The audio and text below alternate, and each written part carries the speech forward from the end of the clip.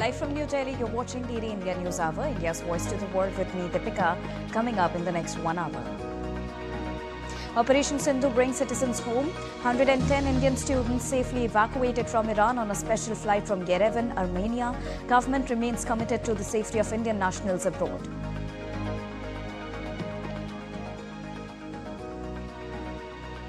Prime Minister Narendra Modi meets Croatian counterpart Andrej Plenković in Zagreb.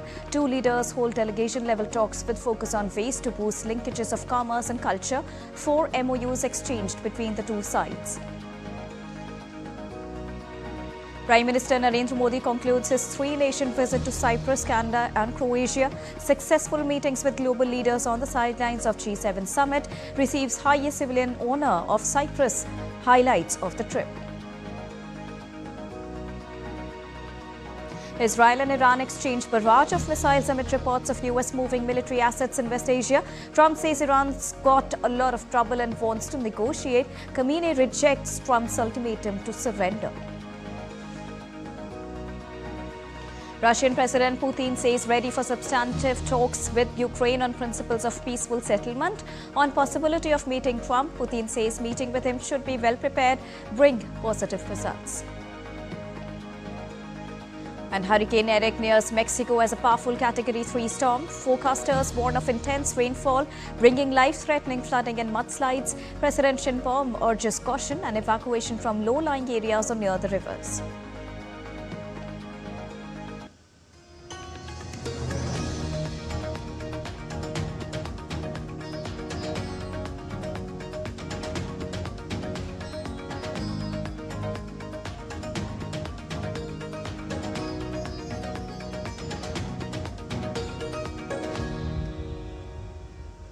Good morning to all the viewers joining us at this morning broadcast. To begin with the biggest news.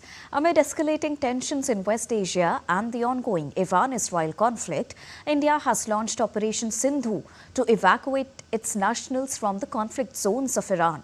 The first batch of 110 Indians, including 90 students from Jammu and Kashmir, have safely reached New Delhi.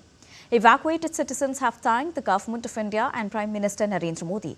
Our next report gets you more details. Take a look.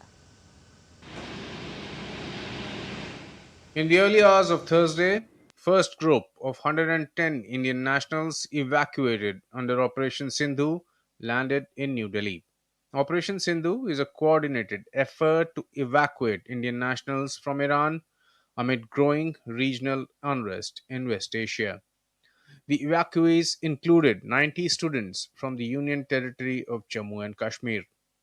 They made a challenging road journey to Armenian capital Yerevan under close supervision of Indian missions in Iran and Armenia.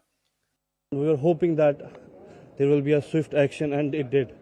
The Ministry of External Affairs and the embassy in Iran, Indian embassy in Iran, they helped us a lot. And when they came to our doorsteps and they told us we are bringing you home, and it was like I felt so happy. And because airspace was closed, they firstly relocated us to Armenia through ground borders, and within one day they airlifted us back to India, to our home, to our soil, and we're very happy. And we like to thank the government of India. On June 18th, they boarded Indigo Flight 6E9487, which was specially arranged as part of the rescue operation. Their arrival in India marked conclusion of a crucial first step in a complex evacuation mission. So we have planes ready. We'll be sending another plane today. We are evacuating some more people from Turkmenistan. Today another plane will be going. And our missions have opened a 24-hour line for any request for evacuation.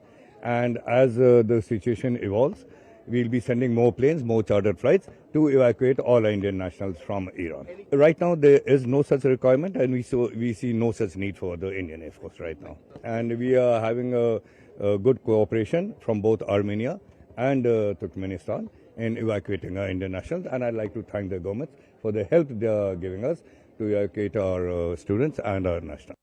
With hundreds of Indian nationals still stuck in Iran, Operation Sindhu will continue, once again reaffirming India's resolve that no citizen will be left behind in times of crisis. Tapas Bhattacharya's report for DD India. And to get you the latest on this, I'm joined by DD India correspondent Akshay Dombre. Good morning, Akshay. The Indian Embassy was continuously releasing advisories, and not only this, with its steadfast approach, it brought back the Indians via Operation Sindhu. Tell us how the authorities made it possible in such a short span of time, Akshay.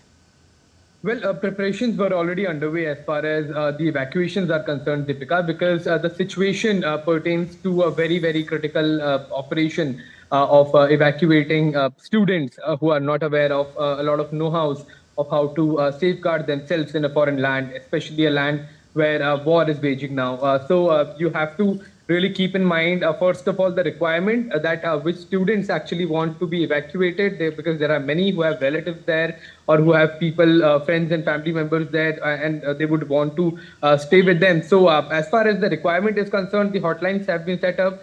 So as soon as the number of requirement is going up, the embassy is facilitating the movement of groups of students because individual movement is going to be quite difficult, especially in this time of crunch of resources. So the groups are being organized and they are being moved to neighboring countries such as Turkmenistan or Armenia for aerial evacuations because as far as the airspace of Iran is concerned, it remains quite risky. Plus, any kind of evacuation flight may be caught in the crossfire. So, situation has to be understood. That was done by the government, and as soon as the entire technical know-hows were established of how to evacuate students, the plan was formed to evacuate these 110 students predominantly from the state of Jammu and Kashmir, from the Armenian borders, from the Armenian airspace.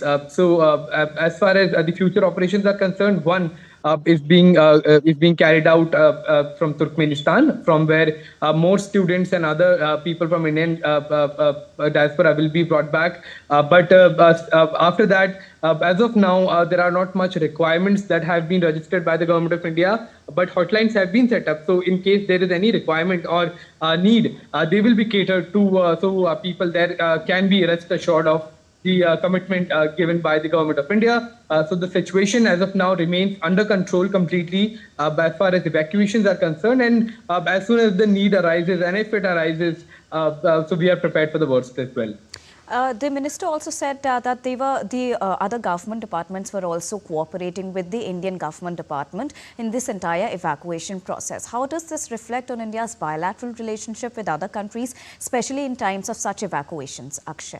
Well, in these kind of evacuations, your allies come in quite handy, and that we are seeing in case of Armenia and Turkmenistan, because allowing people to get into their borders and then be evacuated requires a level of understanding between two countries that has to be developed over time.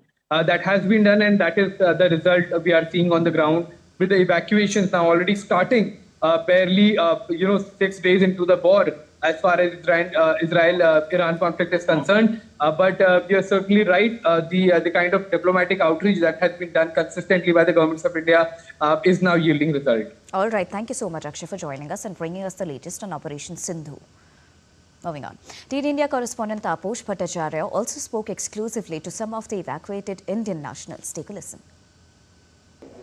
110 Indian nationals have been evacuated from Iran and they have arrived in New Delhi's airport. Ma'am, what's your name? Behishta Bashir Khan. I'm from Kashmir. Okay. How many people are from Kashmir in this, in this particular flight? I believe a lot of people are there. Yeah, more than 90. More than 90. Yeah. And how does it feel when things were getting difficult and you guys were taken out from there? First of all, grateful that we are here, landed safely. All of a sudden, everything happened in a jiffy. We didn't know how we left Iran. We arrived in Armenia and then in India.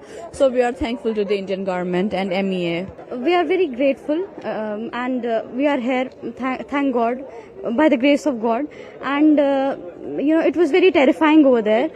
Yeah, it is worth, and we are happy to see our family. We will be happy to see our family. What was your experience there? It was difficult to be there? It was difficult because it was difficult because every night we see missile in the sky. Yeah. It was difficult for us. I just want to say thanks Indian government for evacuating us. Yeah. What about you, sir? We have seen that Indian government has been helping Indian nationals. Prime Minister Modi has also been talking about that. What is your take on that? We are so thankful to the Indian government for helping us out. It was so terrifying there, watching missiles all over the skies. We were so terrified. We thank the Modi government, we thank the Indian government and the embassy for helping us out. That's the reaction coming in from the Indian nationals who were evacuated from Iran. Absolutely thankful to the government for getting them out of the kind of mess that was there in Iran right now. The situation is very complex out there. With Campus and Abhi, this is Taposh Bhattacharya for DD India from Delhi. Well, from war zones to disaster-hit regions, the Modi government's rescue missions have brought thousands of Indians home safely and timely. Be it Iraq, Yemen, Ukraine, Sudan or Iran, India's commitment to its diaspora stands firm, living up to its promise, no Indian will ever be left behind. Here's a report. In a world shaken by wars, pandemic and natural disaster, one nation has stood tall in safeguarding its people. It's India. Whether it was the civil war in Iraq, the devastating earthquake in Nepal or the deadly conflict in Yemen, the Modi government launched a swift, decisive rescue mission to bring Indians home safely. Operation Sindhu is the latest evacuation effort to evacuate Indian nationals from Iran. From Operation Matri to Rahat, from Sankat Mochan in South Sudan to Operation Devi Shakti in Taliban-held Afghanistan, no terrain was too tough, no crisis too big. During COVID-19, Operation Vande Bharat and Samudra Setu brought back millions. In Ukraine, the tricolor became a shield under Operation Ganga, rescuing thousands of Indian students. And most recently in Sudan and Israel, Operation Kavri and Ajay brought stranded citizens to safely amidst gunfire and chaos. Even foreign nationals found refuge in India's mission, a true reflection of Vishwa Bandhu, the friend of the world. In the word of Sushma Swaraj, even if you are stuck on Mars, Indian Embassy will help you. A decade of unwavering commitment, proving time and again that no Indian will ever be left behind. This is Taposh Bhattacharya for DD India from Delhi. Time to take a short break, but still to come on the other side.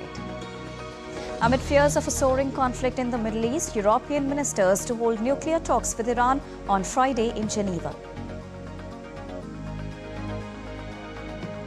Appeals court review whether it can limit President Donald Trump's power to send the National Guard and Marines. And after the break, we'll get you more details on twice-yearly injection approved by US Food and Drug Administration to prevent HIV.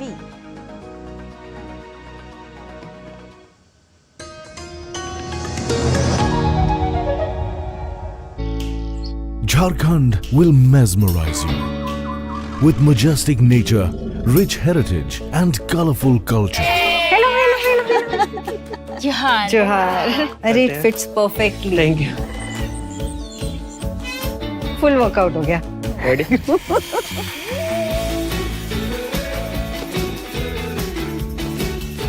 Postcards from Jharkhand on National Geographic. Geopolitics and trade deals. Economic challenges amid development. Hard work and the path to prosperity. It's the economy always.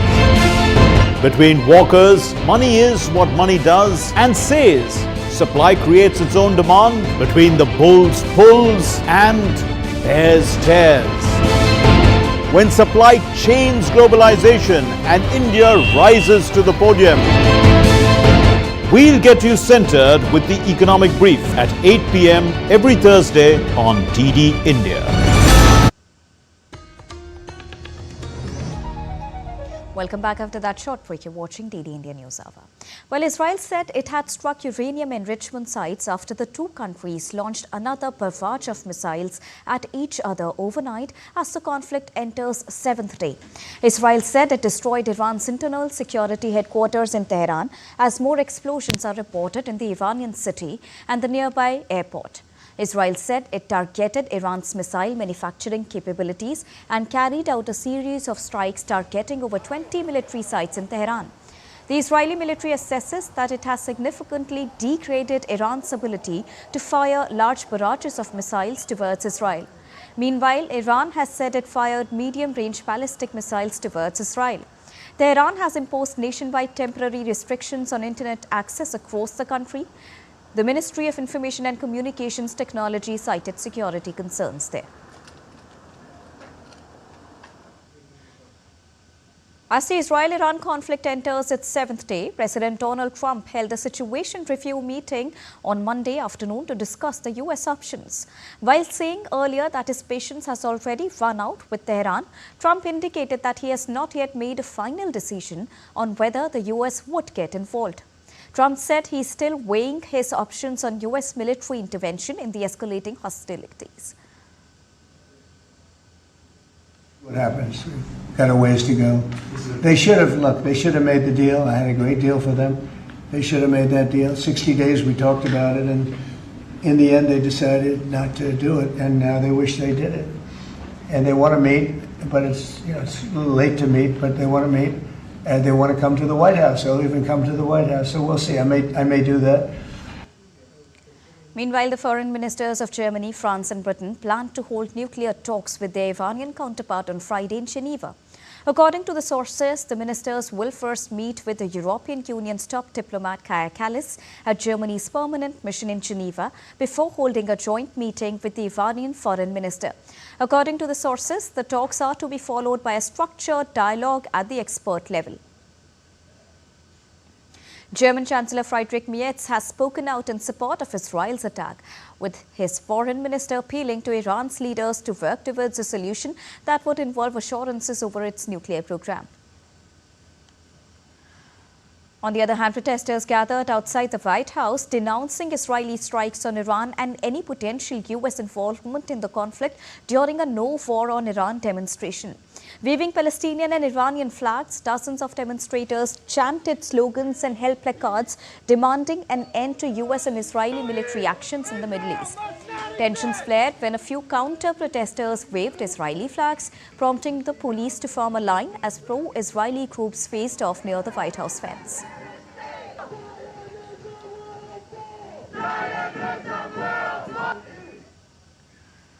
The German Federal Foreign Ministry organized the first flight to evacuate German citizens and their close family members from Israel on Wednesday.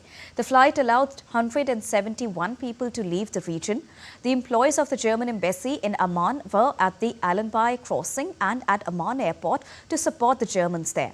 Germans still in Israel who are registered on the crisis preparedness list will be informed about further flights in the near future. A second flight is announced for Thursday, and the ministry said it was also constantly concerned with the situation of German nationals in Iran. And now let's get you an update on Russia-Ukraine conflict. Russian President Vladimir Putin on Thursday said that he is ready to meet Ukrainian President Volodymyr Zelensky, but only if it is during a final phase of negotiations. During a roundtable discussion with editors and international news agencies on Wednesday, Putin said Russia wants to end the conflict in Ukraine as soon as possible through peaceful means. The Russian president said that Moscow remains open to substantive talks aimed at settling the conflict in Ukraine. However, Putin questioned Zelensky's legitimacy as a representative of Ukraine. I am ready to meet everyone, including Zelensky. I am even ready to meet with him, but only if it is some kind of final phase, so as not to endlessly sit and divide something, but to put a point to it. However, the signature must belong to legitimate authorities. Talking about the latest situation on the front, the Russian president said his troops had the strategic advantage in Ukraine and were constantly pushing forward on the battlefield. Our troops are advancing along the entire line of contact. Every day, more or less, but every day they go forward.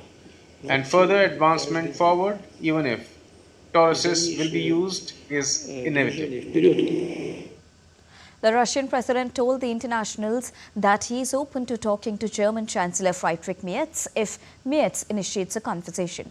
Putin, however, said he does not view Germany as neutral when it comes to Russia-Ukraine conflict. He further said that Germany sending long-range Taurus missiles to Ukraine would completely ruin bilateral relations. Putin stated that German assistance has no impact on the course of the fighting in Ukraine. Russia has objected to Germany's arms deliveries to Ukraine and has issued strong warnings. German-Russian relations are at an all-time low now. Merz, in particular, has faced criticism in Moscow for taking a confrontational stance towards Russia. In the United States, an appeals court reviews whether it can limit President Donald Trump's power to send the National Guard and Marines there during protests and unrest. About 700 Marines and roughly 4,000 National Guard troops have been called up and deployed to Los Angeles. Democratic California Governor Gavin Newsom was against the move, and the public also protested against the president's immigration raids. Lawyers for the Department of Justice have argued that Trump's decision to deploy troops was necessary in order to protect federal property and personnel from mob violence in the city. While the administration argues that the law, specifically Section 12406 of Title 10, gives the president sole discretion to determine whether a rebellion or danger of a rebellion requires a military response, and that neither the courts nor a state governor can second-guess that determination. Well, the U.S. Supreme Court upheld a Republican-backed ban in Tennessee on gender-affirming medical care for transgender minors. The court, in a 6-3 ruling, decided that the ban does not violate the U.S. Constitution's 14th Amendment promise of equal protection, as challengers to the law had argued. The ruling affirmed a lower court's decision that backed Tennessee's law that bars medical treatments such as puberty blockers and hormones for people under the age of 18 experiencing gender dysphoria. The Supreme Court's 3 liberal justices dissented. The Justice Department under Democratic former President Joe Biden's administration had challenged the law. Trump's administration told the Supreme Court in February that Tennessee's ban was not unlawful, reversing the government's position. And U.S. current President Donald Trump's administration ordered the resumption of students' visa appointments, but will significantly tighten its social media vetting in a bid to identify any applicants who may be hostile towards the United States. U.S. consular officers are now required to conduct a comprehensive and thorough vetting of all the students and exchange visitor applicants to identify those who bear hostile attitudes towards the citizens, culture, government, institutions, or founding principles of the U.S. On the 27th of May, the Trump administration ordered its mission abroad to stop scheduling new appointments for student and exchange visitor visa applicants, saying the State Department was set to expand social media vetting of foreign students. U.S. Secretary of State Marco Rubio had said updated guidance would be released once a review was completed. A federal judge struck down a rule adopted by the administration of former President Joe Biden that strengthened privacy protections for women seeking abortions and patients who receive gender transition treatments. U.S. District Judge in Amarillo, Texas, said the U.S. Department of Health and Human Services exceeded its powers and unlawfully limited states' ability to enforce their public health laws when it adopted the rule last year. The rule prohibits healthcare providers and insurers from giving information about a legal abortion to state law enforcement authorities who are seeking to punish someone in connection with that abortion. The Biden administration issued the rule as part of its pledge to support access to reproductive health care after the conservative majority U.S. Supreme Court in 2022 overturned the 1973 Roe v. Wade ruling that made access to abortion a constitutional right nationwide. Staying in the U.S. Food and Drug Administration on Wednesday approved Gilead Sciences' twice-yearly injection to prevent HIV. This move was hailed as a major breakthrough in the fight against sexually transmitted virus. Drugs to prevent HIV transmission, known as pre-exposure prophylaxis or PrEP, have existed for more than a decade. But because they typically require taking a daily pill, they have yet to make a significant dent in global infections. Lenacapavir, marketed under the brand name of Yeztugo, has been shown to reduce the risk of HIV transmission by more than 99.9% in adults and adolescents, making it functionally akin to a powerful vaccine. The company conducted 2 large clinical trials, and the side effect included injection site reactions, headache and nausea. Activists are urging Gilead to drastically cut the price to help end HIV pandemic. Moving on, Rwanda and Democratic Republic of Congo technical teams initiated a draft peace agreement that is expected to sign next week. The two countries are aiming for an end to fighting in eastern Congo. The provisional agreement, announced in a joint statement, could mark a breakthrough in talks held by President Donald Trump's administration to end the fighting in eastern Congo and bring billions of dollars of Western investment to the region, which is rich in minerals including tantalum, gold, cobalt, copper and lithium. The provisional agreement, reached after 3 days of talks, addresses territorial integrity and a prohibition of hostilities, along with disengagement, disarmament and conditional integration of non-state armed groups. The agreement also included provisions on the establishment of a joint security mechanism that incorporates a proposal discussed by the parties last year under Angolan mediation. Fighting in eastern Congo escalated this year as Rwanda-backed M23 rebels staged an advance that saw it seize the region's 2 largest cities, raising fears of a wider conflict. Congo says Rwanda is supporting M23 by sending troops and arms. The ministerial signing of the agreement is scheduled for the 27th of June. Financial analyst from Mansfield, Karen Reid, was cleared Wednesday in the death of her partner, Boston police officer John O'Keefe, following a closely watched trial that drew national attention. A Massachusetts jury found her not guilty of second-degree murder, drunk driving, manslaughter and hit and run. Prosecutors claimed Reid hit O'Keefe with her SUV and left him to die in the snow. But Reid said she was framed, accusing off-duty officers of causing his death and covering it up. Supporters cheered outside the courthouse as Karen tearfully thanking them for standing by her through in her 4-year fight for justice. The case sparked widespread interest and is the subject of a Hulu series and a Netflix documentary as well. Now, Brazil, world's largest poultry exporter, has declared itself free of the bird flu virus in commercial flocks after observing a 28-day period without any new commercial farm outbreaks, the Brazilian Ministry of Agriculture confirmed on Wednesday. The countdown for reclaiming the country's disease-free status began on the 22nd of May, following the complete disinfection of the farm, where Brazil's only commercial outbreak was detected last month in the state of Rio Grande do Sul. Brazil is working to restore its poultry export trade after recent bird flu outbreaks that led the countries like China to suspend the imports. The ban, enforced under current trade protocols, affects Brazil's poultry industry that accounts for 39% of global chicken exports. Time to take a quick and short break. We'll be right back, but still to come on the other side. India undergoes a quiet revolution towards ease of doing business across every stage of an enterprise's life cycle. Up next, we'll give you ground report from Gujarat as monsoon intensifies in various parts of the state. And more than 60 top scientists warn of changing climatic conditions after the break. We'll give you a detailed report on that as well.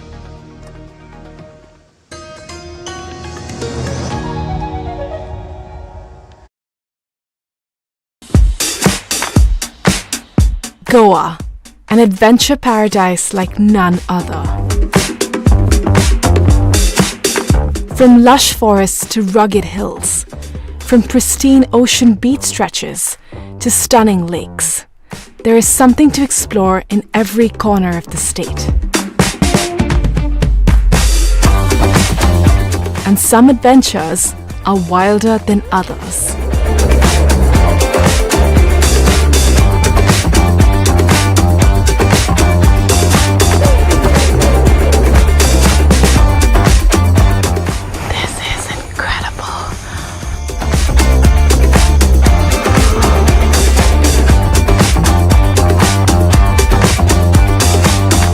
Watch Postcards from Goa on National Geographic.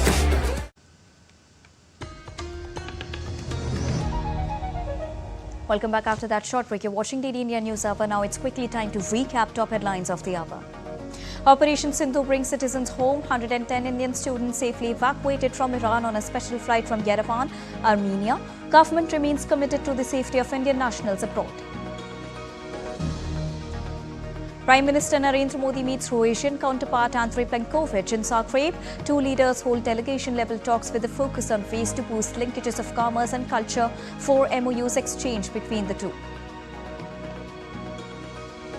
Prime Minister Narendra Modi concludes his three-nation visit to Cyprus, Canada and Croatia. Successful meetings with global leaders on the sidelines of G7 summit. Receives highest civilian honour of Cyprus as one of the major highlights. Israel and Iran exchange barrage of missiles amid reports of US moving military assets in West Asia. Trump says Iran's got a lot of trouble and wants to negotiate. Khamenei rejects Trump's ultimatum to surrender. Russian President Putin says ready for substantive talks with Ukraine on principles of peaceful settlement. On possibility of meeting Trump, Putin says meeting with him should be well prepared, bringing positive results. And Hurricane Erick nears Mexico as a powerful Category 3 storm. Forecasters warn of intense rainfall, bringing life-threatening flooding and mudslides. President Xinhu urges caution and evacuation from low-lying areas or near the rivers. Prime Minister Narendra Modi en route back to India after concluding his three-nation visit to Cyprus, Canada and Croatia, marking a significant milestone in the bilateral relationship between the three European countries. Prime Minister Modi's first stop was Cyprus, followed by Canada, where he attended the G7 summit, and then Croatia, making it the first visit by an Indian Prime Minister to the European nation.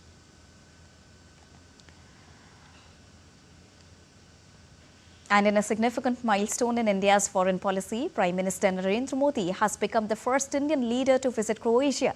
The visit marks a pivotal advancement in India's outreach to Central Europe, highlighted by key diplomatic engagements, strategic partnerships, and meaningful gestures aimed at strengthening bilateral cooperation.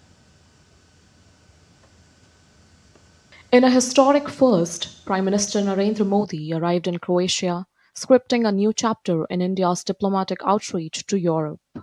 Meeting his counterpart, Prime Minister Andrej Plenković in Zagreb, the two leaders underscored their shared democratic values and mutual aspiration for stronger bilateral ties. Together, they unveiled an ambitious roadmap for cooperation, pledging to elevate India-Croatia relations to new heights. From defense and semiconductors to connectivity and cultural exchange, the discussions covered a broad spectrum. 4 key MOUs were signed, spanning agriculture, science and technology, culture and the renewal of a Hindi chair. हमने द्विपक्षीय व्यापार को बढ़ाने और विश्वसनीय supply chain तैयार करने के लिए कई क्षेत्रों में सहयोग बढ़ाने का निर्णय लिया है। हम pharma, agriculture, information technology, clean technology, digital technology, renewable energy, semiconductor, ऐसे कई महत्वपूर्ण विषयों में सहयोग को बढ़ावा देंगे। शिप बिल्डिंग और साइबर सिक्योरिटी में सहयोग बढ़ाया जाएगा। हमने अपने एकेडमिक इंस्टीट्यूशंस और सेंटर्स के बीच जॉइंट रिसर्च और कोलैबोरेशन पर बल दिया है। भारत अपने स्पेस अनुभव को क्रोएशिया के साथ साझा करेगा। Prime Minister Modi expressed deep appreciation for Croatia's steadfast support in India's fight against cross-border terrorism. In turn, Prime Minister Plenković conveyed condolences over the tragic Pahalgam attack. हम सहमत हैं कि आतंकवाद मानवता का दुश्मन है, लोकतंत्र में विश्वास रखने वाली शक्तियों का विरोधी है। 22 अप्रैल को भारत में हुए आतंकी हमले पर संवेदनाओं के लिए हम प्रधानमंत्री जी और क्रोएशिया सरकार के हार्दिक आभारी हैं। ऐसे कठिन समय में हमारे मित्र देशों का साथ हमारे लिए बहुत मूल्यवान था। हम दोनों सहमत हैं कि आज के वैश्विक वातावरण में भारत और यूरोप की साझेदारी बहुत महत्व रखती है। We have also talked about Indian efforts to conclude the free trade agreement with the European Union, which Croatia supports. We believe that this negotiations will finalize as soon as possible, negotiations about free trade agreement, because that will strengthen our cooperation and it will facilitate easier trade between Croatia and India. Reaffirming their commitment to democratic values and global peace, PM Modi also met Croatian President Zoran Milanovic, laying the foundation for a renewed partnership. In a poignant moment, Prime Minister Plenković showed Prime Minister Modi the very site where a military rocket struck the presidential palace in 1991, an event that marked Croatia's secession from Yugoslavia. Honoring the spirit of freedom, the two leaders paid tribute at the monument to the homeland, a symbol of Croatia's resilience and unity. The visit also included a stroll through the heart of Zagreb, where Prime Ministers Modi and Plenković explored the city's rich cultural heritage and vibrant streets. More than just a diplomatic visit, Prime Minister Modi's presence in Croatia signals a deeper economic and strategic embrace between India and Europe. With Jessica Taneja, Bureau Report, DD India. India's Minister of Commerce and Industry, Piyush Goyal, is on a two-day official visit to United Kingdom from Wednesday to take part in key meetings related to the India-UK Free Trade Agreement.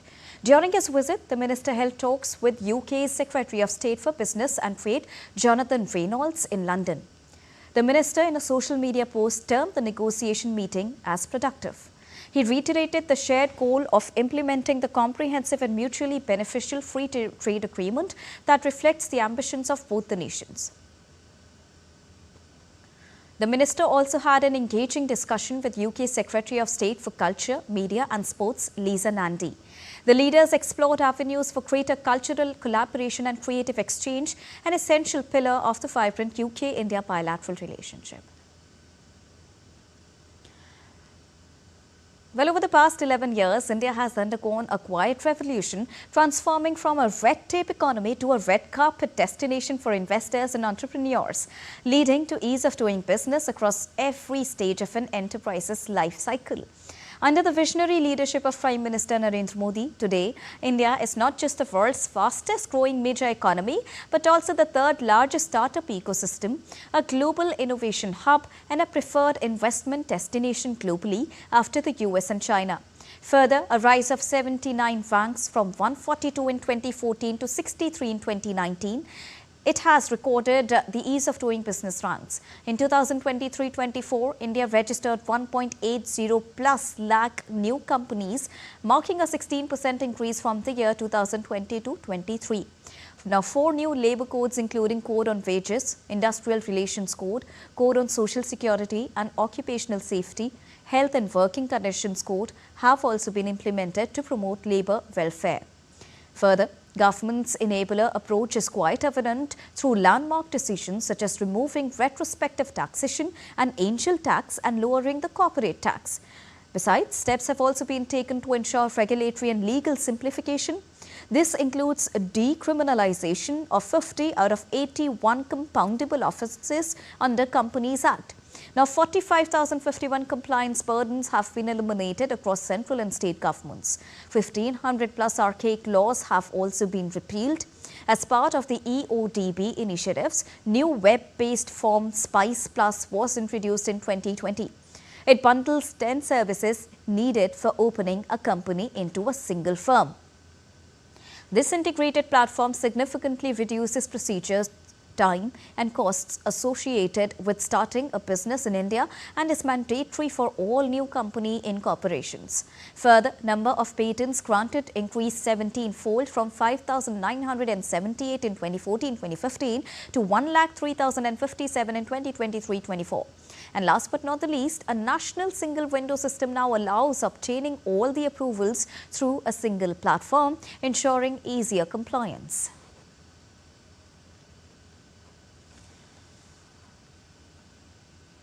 Well, India has emerged as the fastest growing G20 nation in the QS World University Rankings with a phenomenal 390% growth over the past decade.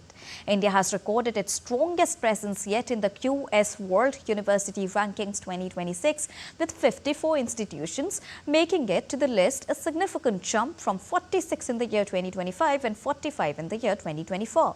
Now, this 390% increase from just 11 ranked universities in 2014 makes India the fastest growing higher education system among the G20 countries and the fourth most represented nation in the rankings, behind only the United States, United Kingdom and China. At the top of the Indian pack is Indian Institute of Technology, Delhi, IIT Delhi, that climbed to a joint 123rd position alongside Georgia Institute of Technology, the US, its best ever showing. This is the first time it has entered the global top 200 as well. And now let's get you all the latest weather updates from across the world.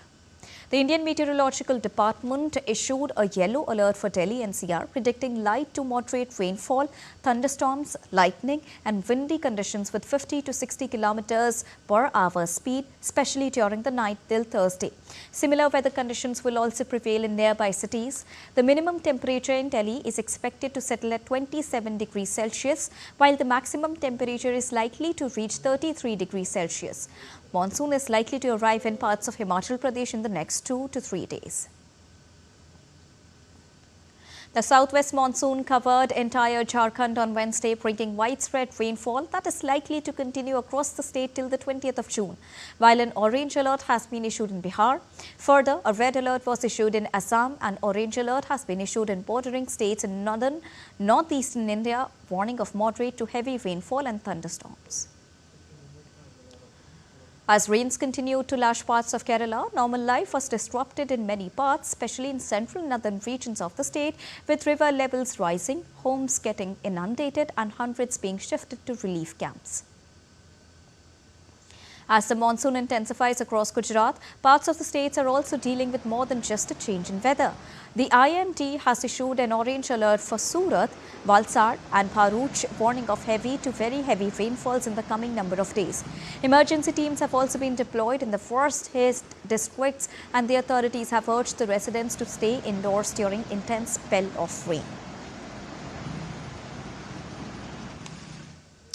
And to get you the latest on this, I'm joined by DD India correspondent Meghna from Gujarat. Meghna, amidst the changing weather conditions, what is the latest that you're tracking from Gujarat? What we currently see is that the Chief Minister of Gujarat did hold a high-level meeting wherein he spoke to the district magistrates of all the districts in Gujarat, where they were advised to have all precautionary measures as well as do whatever is possible to ensure that there is no or less minimum damage to life and property. What we also see is that the NDRF, the 6th Battalion in Vadodara, has also said that 12 teams have been deployed across various districts, including Junagadh, Dwarka, Porbandar, Amreli, Rajkot, Bhavnagar, Kutch, Valsad, Gandhinagar, Surat and Patan for relief and rescue operations, because when we are talking about rainfall, Saurashtra and South Gujarat are the most affected areas in Gujarat. Having said that, we are currently in Ahmedabad, and last night there was continuous rainfall, incessant rainfall last night. But today in the morning, though we see cloudy skies, but the rain has stopped for some time in Gandhinagar as well. There were rains yesterday, but today, though there is a cloudy weather, obviously alert has been issued by the meteorological department that there will be rains in the upcoming days in central Gujarat as well. Central Gujarat, which consists of Ahmedabad, Gandhinagar, Anand, these places. Besides, obviously, one of the most affected areas is Botad, wherein a car was swept off due to the flow of there was instant rainfall because of the torrential rains. A car was flown away. We're carrying 9 people. Few of them have died. The NDRF has managed to rescue people, but what we also get to know that the NDRF is also having a very difficult situation, evacuating people. Besides, when we generally see in Gujarat, whenever there is such a situation, when there is incessant rainfall, South Gujarat and Saurashtra are generally the most affected. Also, the low-lying areas near and the areas which are connected to the sea, Gir Somnath districts, Diu, Dadra Nagar Haveli, the Union Territory, as well as Dwarka, these places are highly affected because obviously the proximity to the sea and the low-lying areas are generally evacuated. But no such warning has been given yet. But we'll have to see in the days to come. Thank you so much, Meghna, for joining us and bringing us the latest from Gujarat. Now, Hurricane Erick has intensified into a Category 3 storm and continues to gain strength off the Pacific coast of Mexico. Forecasters warn that the system is undergoing rapid intensification and is expected to become a major hurricane later today. The hurricane is expected to bring potentially destructive winds and life-threatening flash floods to portions of southern Mexico late on Wednesday and Thursday. The hurricane is expected to strengthen before making landfall, bringing with it storm surges, coastal flooding and destructive waves. Forecasters predict intense rainfall across the Mexican state of Oaxaca and Guerrero, bringing life-threatening flooding and mudslides. From carbon pollution to sea level rise to global heating, the pace and level of key climate change indicators are all in an uncharted territory. More than 60 top scientists warned about it. Greenhouse gas emissions from burning fossil fuels and deforestation hit a new high in 2024 and averaged over the last decade. Now, Earth's surface temperatures last year reached 1.5 degrees Celsius for the first time. And the hard cap on warming, to which nearly 200 nations agreed, was well below 2 degrees, commonly interpreted to mean 1.7 to 1.8 degrees Celsius. Now, after creeping up on average well under 2 millimeters per year from 1901 to 2018, global oceans have also risen 4.3 mm annually since the year 2019.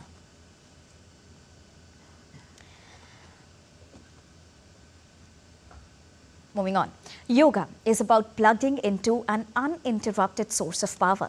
India's Ministry of Ayush aims to integrate yoga into daily governance and office routines. Thus, it has urged the yoga leaders to organize Yoga Sangam on the 21st of June and make sure the event is part of the global celebration by registering it on the yoga portal.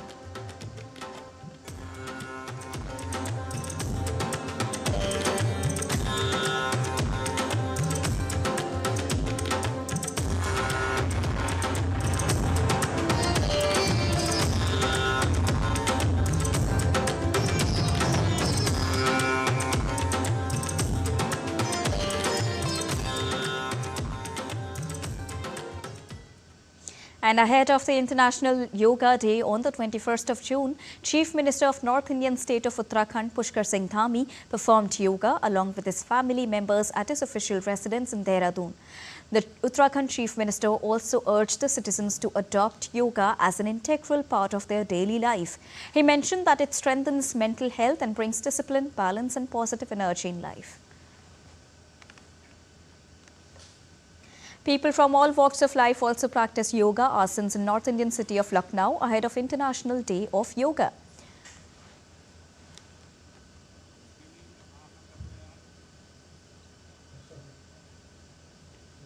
In North Indian city of Gorakhpur, a yoga camp is being organized at the Gorakhnath temple ahead of the International Yoga Day 2025. The week-long camp commenced on the 15th of June and will conclude on International Yoga Day on the 21st of it. गर्दन से ऊपर प्राणायाम है जो जीवन पर्यंत कर सकते हैं. In Punjab, people of all the ages enthusiastically participated in an event held in Jalandhar and performed yoga to celebrate the upcoming International Day of Yoga.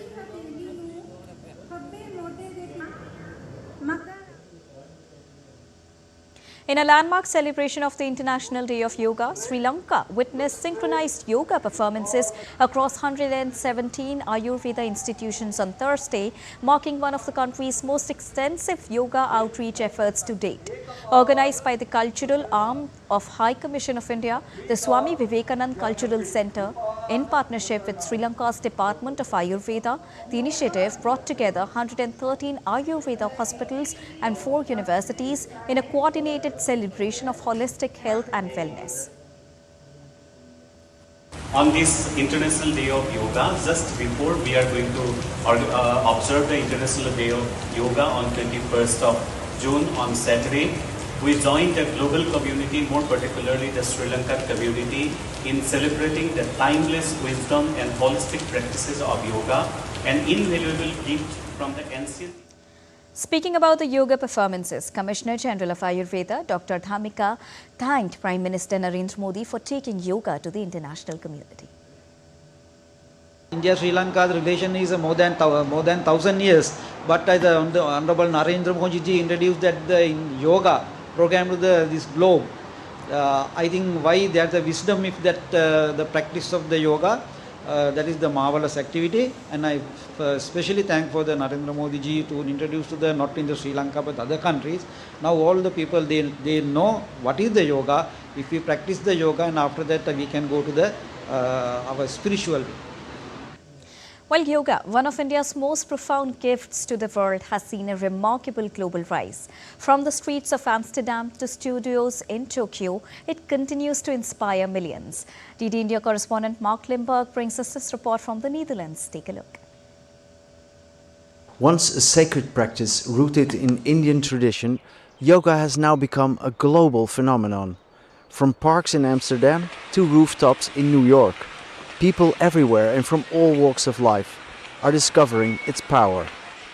Once practiced mainly by spiritual seekers and traditional healers in India, yoga has evolved over centuries, crossing borders, cultures and continents. Today, it's embraced by millions around the world, not only just as exercise, but as a way of life. Here at the India House in The Hague, we asked the Indian ambassador Kumar Tuhin how he sees the role of yoga in strengthening the cultural ties between India and the Netherlands. Yoga serves as a profound cultural bridge, and it furthers understanding and appreciation between two countries.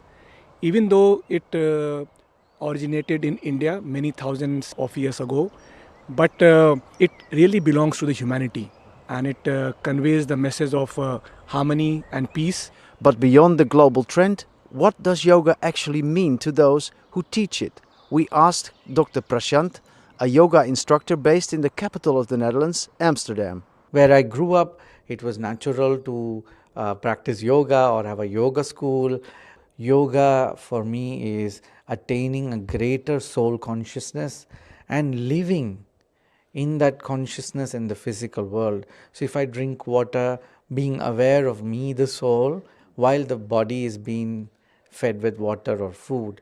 So that is a constant attempt to remember and remind myself that, hey, I am the soul occupying this body. Yoga has been really something that was part of India. In the West, yoga became more popular, and then I would definitely also give credit to Prime Minister Modi, who popularized the yoga tradition through the International Yoga Day. As yoga continues to unite people across cultures and continents, here is a message from the Netherlands for those celebrating this International Yoga Day. Sarve bhavantu sukhina, sarve santu niramaya, sarve bhadrani pashyantu, ma kaschid dukh bhag bhavet. Sabhi janon ko namaskar. Namaste. Mark Limburg reporting for DD India from the Netherlands. Well, yoga has transcended time and borders to become a beacon of wellness and unity. Let's trace yoga's extraordinary journey from its spiritual roots to its global celebration with this report by DD India's Antra Sinha.